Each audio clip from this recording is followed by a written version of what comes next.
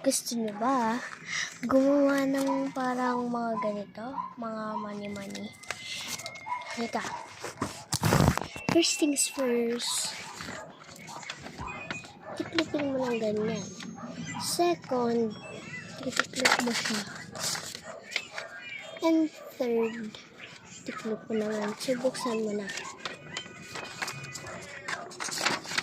Ganun din gawin mo sa isa. Ganun din gawin mo. Ganon.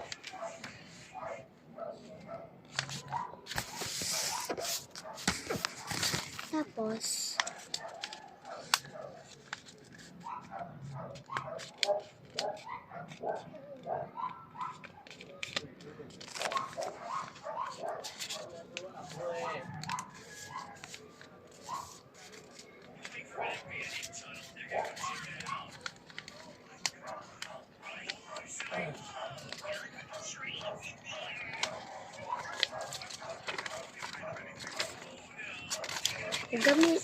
kung gusto nyo gamitin pencil, marker, okay lang naman.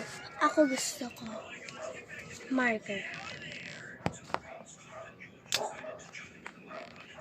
Okay. Ito. Sulat nyo. Bilog-bilog. Okay. First,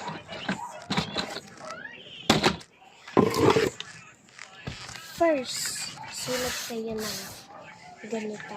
Ito sulat nyo.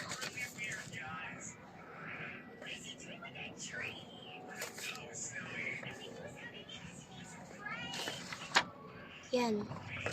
Tapos, lagyan mo ng line.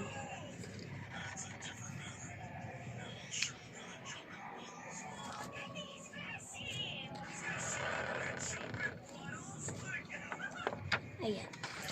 Ulit-ulitin nyo lang.